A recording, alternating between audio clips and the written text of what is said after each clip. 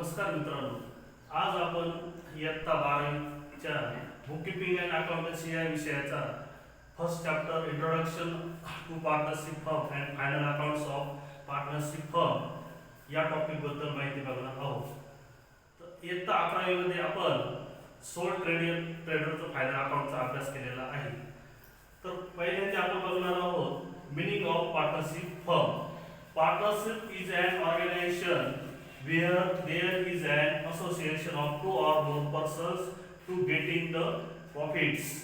म्हणजेच काय, पार्टनरशिप ही एक संघटना असून ती दोन किंवा दोनपेक्षा अधिक व्यक्तींचा समूह आहे आणि तिची निर्मिती ही नफा मिळवण्यासाठी केलेली असते. सेकंड आपण बघणार आहोत definition of partnership firm. According to Indian Partnership Act 1932, it is the relation between persons who have agreed to share the profits of a business carried on by all or any of them acting for all. म्हणजेच partnership firm he the relation between the persons म्हणजे व्यक्तींमधील सहसंबंध असतो जो त्यांनी व्यवसायात होणारा नफा कसा वाटून घ्यायचा याबद्दलचा तो सहसंबंध असतो आणि सर्वांनी केलेला बिझनेस किंवा सर्वांपैकी तर्फे केलेला एखादा बिझनेस हा सर्वांवर रिस्पॉन्सिबल असतो. नेक्स्ट आपण बघणार आहोत features of partnership firm. Features म्हणजे काय, तर पार्टनरशिप फर्मची वैशिष्ट्ये. तर first features is agreement. Partnership firm is formed by agreement. Agreement is a written or oral form, but written agreement is useful for legal proof of evidence. म्हणजेच काय, तर लिखित स्वरूपाचा करार हा कायदेशीर दृष्ट्या योग्य असतो आणि भविष्यात जर काही वाद निर्माण झाले तर कोर्टामध्ये तो एक कायदेशीर पुरावा म्हणून सादर केला जाऊ शकतो. Second features is number of partners म्हणजे भागीदारांची संख्या. तर minimum 2 persons are required and maximum 50 persons are required according to companies act 2013.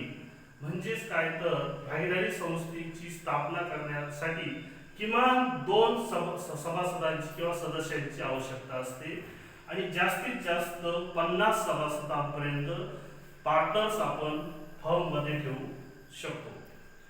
Third नंबरचं features lawful business. Only lawful business carried on partnership and state government approved business carry on partnership firm. 4.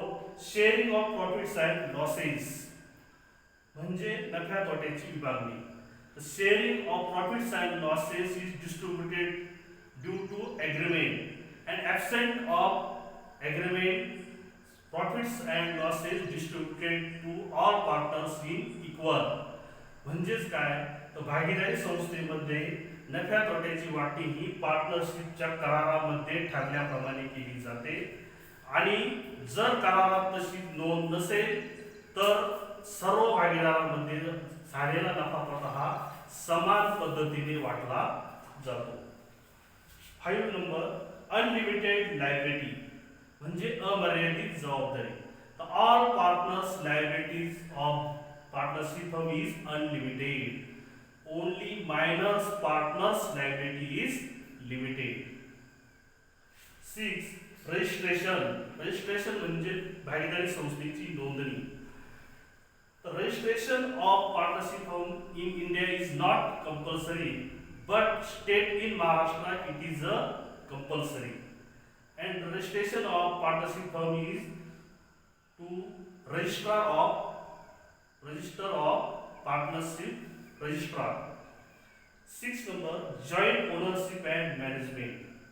Partnership firm is a joint ownership and management carry on all partners. 8 number principal and agents. In partnership firm, all partners all partners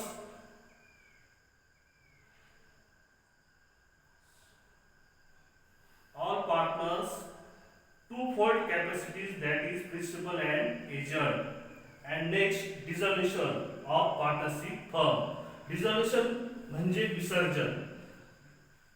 म्हणजे काय, तर भागीदारी संस्थेचा व्यवसाय जर बंद करायचा असेल तर तो कशा पद्धतीने बंद करायचा हे त्या पार्टनरशिप डीड मध्येच लिहिलेलं असतं आणि त्या डीड नुसारच भागीदारी संस्थेचं विसर्जन केलं जातं. Otherwise death of partner, retirement of partner and insolvency of partner, in this case partnership firm is compulsory dissolved.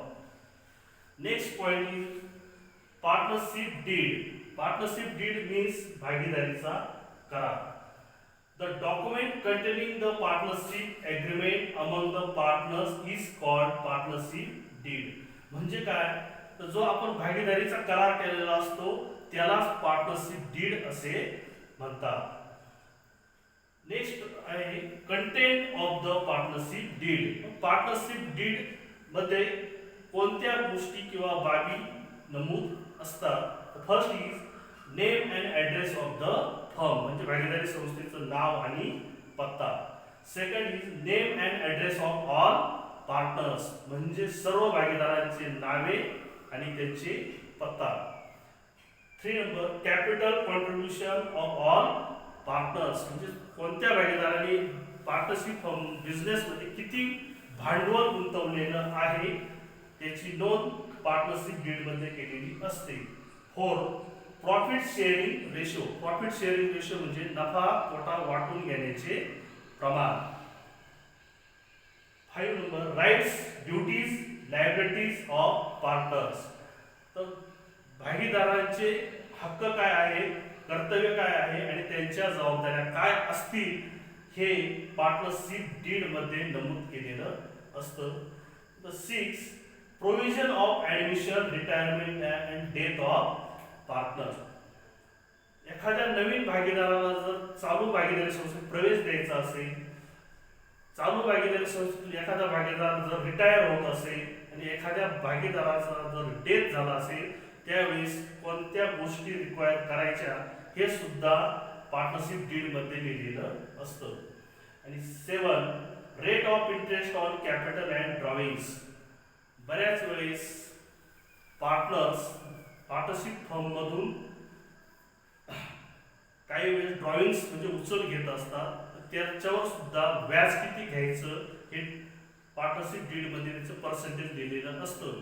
आणि नेक्स्ट भागीदारांनी पार्टनरशिप फर्ममध्ये जे कॅपिटल इन्व्हेस्ट केलेलं असतं त्यावर पार्टनरशिप फर्मने किती इंटरेस्ट द्यायचं हे सुद्धा त्याचा rate of interest partnership deed मध्ये दिलेला असतो. आणि 8 salaries and commission of partners.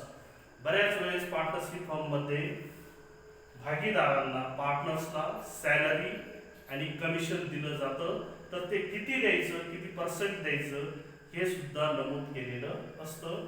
आणि 9 procedure of dissolution of firm.